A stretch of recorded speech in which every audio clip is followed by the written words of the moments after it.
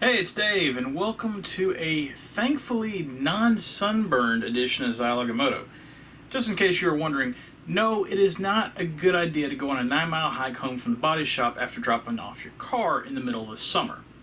I know it's crazy, the guy running a YouTube channel dedicated to 30-year-old video games might not be the smartest guy in the world. Just a quick note before I get into things, this is still a very small channel for all intents and purposes, but apparently I'm starting to do a better job at promotion because things blew up after last week's video about OutRun on the Master System. Or at least as far as this channel goes anyway. So, to everyone that came, watched a video or two, and subscribed, thank you. I really appreciate it. And I'm going to keep on working my way through the Sega libraries, and maybe someday we'll break that magical 100 subscriber barrier to get that cool custom URL. Okay, enough shameless self-promotion. You don't want to hear about any of that. You're here to hear me talk about OutRun for the Sega Genesis. Fun fact, for a game that you would have thought was a popular title, this game is a real pain in the ass to find complete. I've been collecting this wall behind me for the last 5 years or so. Something like that, I never found once a complete copy locally or at shows that I went to.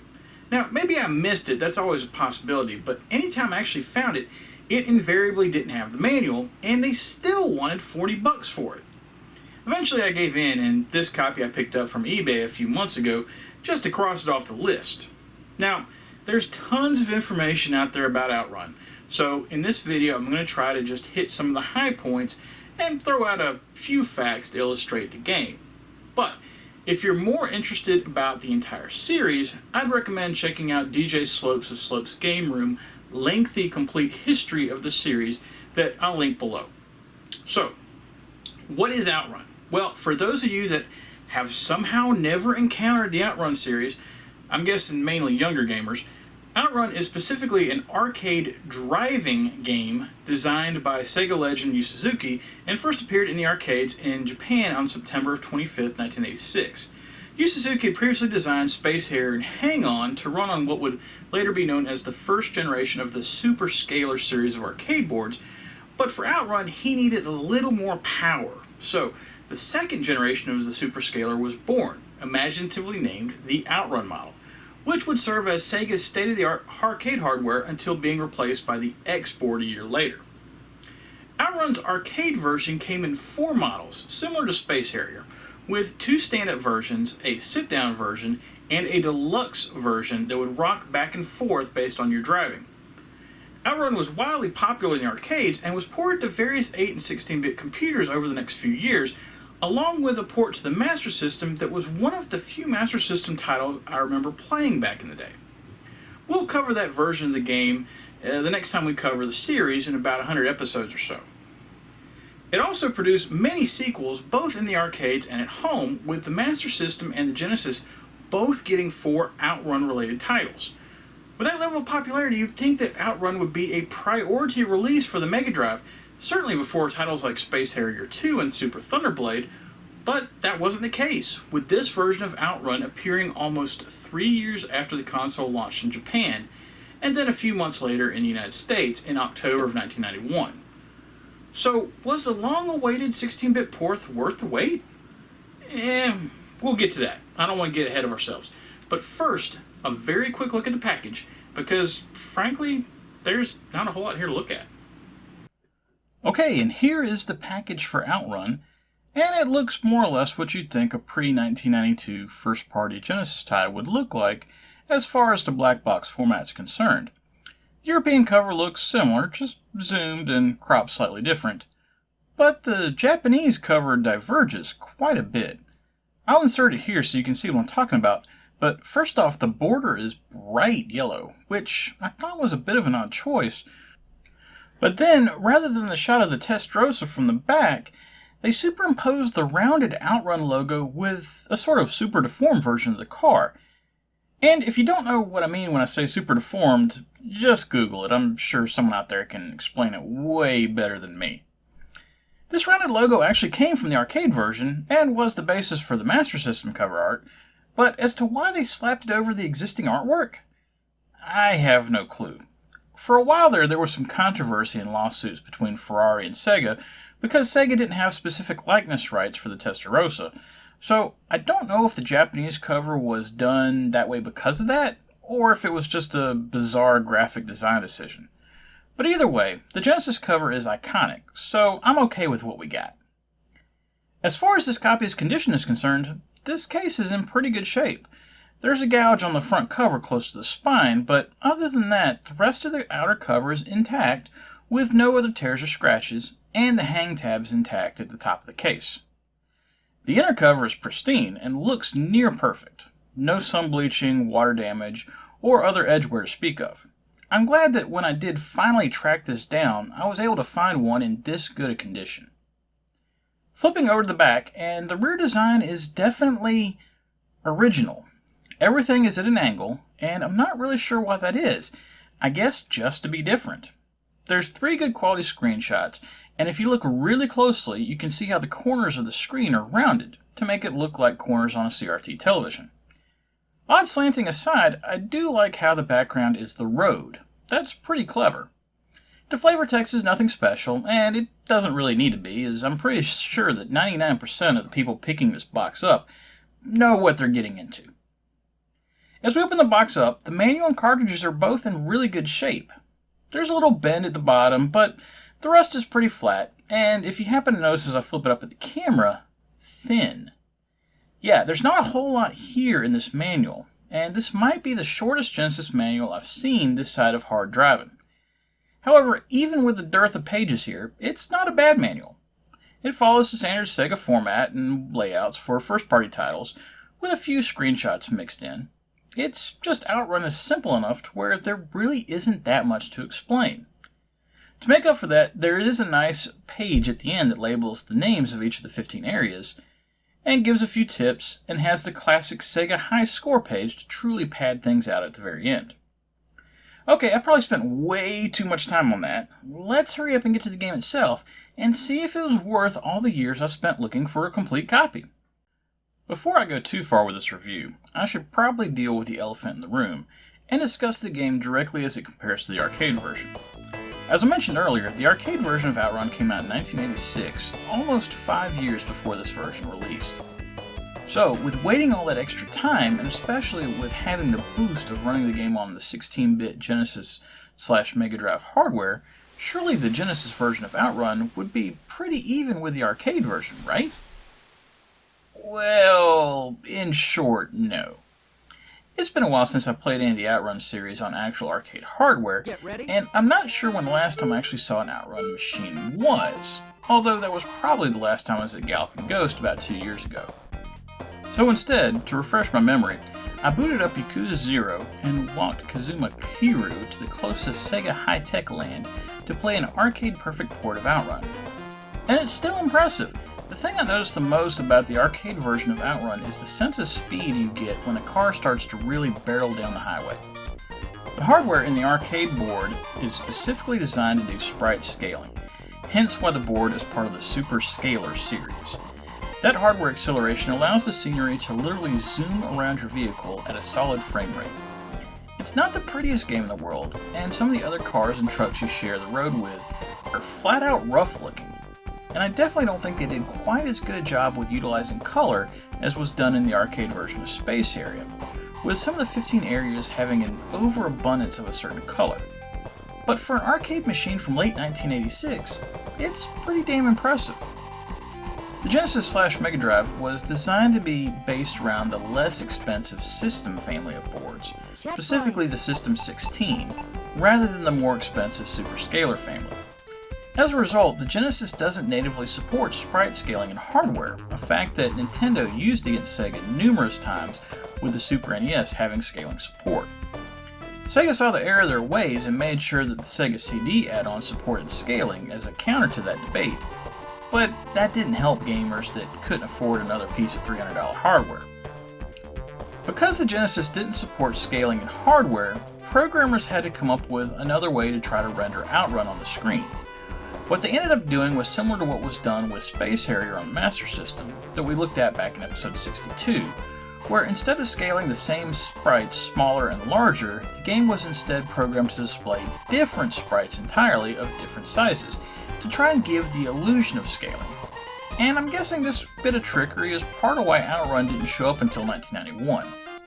However, even with this workaround to present the game on the screen, it simply doesn't look as good. The actual in-game graphics are a fine representation of the game. Your Ferrari looks like the car from the arcade, other vehicles on the road are close to what you would expect to see, and most importantly, the 15 different stages from the arcade version are well represented, and each looks similar to their arcade counterpart, with the various cliffs, billboards, and other background scenery included in the levels. So, what's the problem, other than it not looking quite as good as the arcade game? Well, remember how I said that sense of speed is what really stood out to me about the original release? That sense of speed is gone from the Genesis version, or at least severely reduced. Part of the issue is due to the Genesis version having a decidedly lower frame rate. When there's multiple other vehicles on the track, the frame rate drops even more, and sometimes there's flickering issues as well, depending on the scenery on the side of the road in that particular segment. The lower frame rate doesn't make the game unplayable, but the flickering can make it difficult to see other vehicles ahead of you, especially when cresting a hill.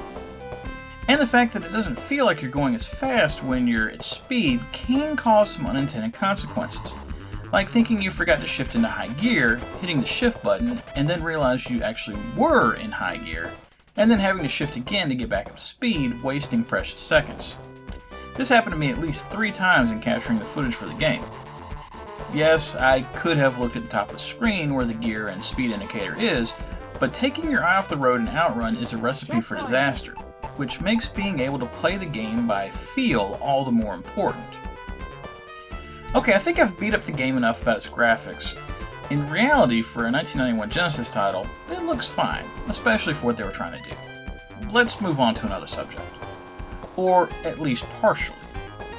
Sega did a pretty good job with the sound in OutRun. From a sound effects perspective, most of the notable sound effects from the arcade machine made the transition, such as the announcer saying "get ready" at the beginning, the female voice shouting "checkpoint" when you successfully hit a transition point between locations to continue your drive, the screech of your tires when you slide through a turn, and the Doppler effect aided sounds of the engines from other vehicles as you passed them. But did you notice a sound effect I didn't mention there? One particularly important in a driving or racing game? Yes, for some reason, there's no engine noise present for your own car. That means for portions of the game, if you're not in a turn where your tires are screeching or near another vehicle, the game is silent except for the background music. It doesn't ruin the game, although it does contribute to the earlier discussed missing sense of speed, as oftentimes in driving or racing games, the pitch of the engine can be used to tell how fast you're going without taking your eyes off the road. It just seems odd. I know some other games have an option where you can turn off the engine noise, and it seems like that would have been a much better option here, rather than just not having it at all. I'm curious if there was a technical reason for not having it, like not being able to play multiple sound effects at one time or something in the game code, because at least then there is at least somewhat of an excuse for it. As far as the in-game music goes, well, since you're going to be hearing a good bit without the engine noise to drown it out, they needed to do a good job with translating the audio tracks from the arcade. And I think they were pretty successful in that. If you're not aware, OutRun was somewhat unique at the time of release for giving the player a choice of what music would be played during their attempt to get to the finish line, between the tracks Magical Sound Shower, Splash Wave, and Passing Breeze, with each having a decidedly different sound. Along with bringing over those 3 tracks from the arcade version, the Genesis version also got a 4th track, the slightly hidden Step-On Beat, which is available if you press right twice at the radio station select screen. I can't complain about the music at all. It sounds faithful to the arcade version, and you get a bonus track for when you get tired of the first 3 songs. Certainly more tracks are always better, but in the few hours I played the game for research and video capture, the background music never got old, and all 4 tracks perfectly suit the game. I've touched on the graphics for the game now, and the music and sound effects, but what about how the game controls? How does the game handle the transition from a steering wheel, gas and brake pedals, and an elementary gear shift? Well, pretty damn well, actually. OutRun is a pretty simple game at its core. Your Testarossa comes equipped with a 2-speed gearbox of low and high, relatively standard for arcade racers. To perform well, you should be in low gear up to about 100 miles an hour, and then above that you should be in high. This switching of gears is a toggle that by default goes to the C button. That leaves your gas and brakes, with the brakes going to A and the gas on B. You can change these controls if you want in the options screen, but I don't know why you'd want to, because the default control layout is near perfect. Being able to hammer on the gas and engine brake in a tough curve by rolling your thumb onto the C button to shift into low works extremely well. There's really nothing I would change here. The controls are responsive, and 99% of the time, if I hit another car or an obstacle on the side of the road, it's my fault for not being careful. So I've talked about all the things that go into playing the game and presenting the game on the screen, but I haven't really talked much about the game itself, so let's get into that now. In Yu Suzuki's own words, paraphrased, OutRun is a driving game more than a racing game. That may sound like a silly distinction to make, because you are in fact racing against time to constantly make it to the next stage and progress to the finish line. However, you're not competing against anyone but yourself and the clock. There are plenty of other vehicles on the road, but they're not your competition. They're merely objects to drive around. A quick note, those other vehicles, as frustrating as they can be sometimes, might be my favorite part of the game, as they're randomly generated by the computer, and because of that, no two runs down the highway will ever be the same. Assuming you can keep your contact with other vehicles to a minimum and stay in between the lines on the road, you will progress through 5 stages of driving, with each stage taking about a minute to complete when you're doing well. Keeping with the theme of never having 2 runs be the same, those 5 stages don't have to be the same 5 stages. No, instead, when you come to the end of stages 1 through 4, you're given an option of turning right or left, and based on which direction you turn, you progress through a pyramid of 15 stages, and if you're good enough, your run will culminate in one of 5 different final stages and unique ending sequences. This gives the game a nice bit of replay value, as maybe you've seen ending A, but you'll need to keep playing to see endings B through E. If you remember back to Darius on the Genesis Mini in episode 35, it used a similar level progression scheme that I can only assume was influenced by OutRun. Even with this nice bit of level variation, OutRun is still a port of a relatively simple arcade game from 1986, hence the tiny manual we saw earlier. Even if you spend time to see all the endings, there's just not a whole lot here to keep players coming back. Sega was nice enough to include the extra musical track, extra difficulty options to give the player more of a challenge, and even an unlockable hyper mode that ups the maximum speed of the Testarossa. But even with all that, OutRun is a game that you'll probably play for a weekend and then put it back on the shelf while you move on to other things. Having said all that, I'm still giving the Genesis version of OutRun 3 stars. No, it's not a perfect port of the arcade game. We wouldn't see that until the Saturn release. But it's a fun game that's true to its roots, and even though it has some flaws, it could be a lot worse. Okay, and that was OutRun, a game that took me absolutely forever to find for the Genesis. I must have run across at least 10 copies of the Master System version before picking this up. If you're a collector for the Genesis, don't sleep on this title, as it's not common complete, and it's actually a good game as well. I hope I can say the same about some of the future OutRun titles on the Genesis and the Master System, but from what I've read, this might be the top of the heap. We'll see. Tune in next week when I stay on the Genesis and I fire up yet another game that I've never actually played before, so this will be an interesting week. It's a game in the 101 fighting genre, and I haven't done one of those since Rise of the Robots back in episode 61. It's been a few months, so I think I've finally gotten that awful taste out of my mouth. Hopefully Accolade doesn't shove it right back in. But I'm hopeful I'll be able to at least get 1 star out of this title. And if not, well, I think we'll just be done with fighting games for the rest of 2020. I've certainly got other things I can play. Remember, whatever you like to play, have fun, and be excellent to each other. Later.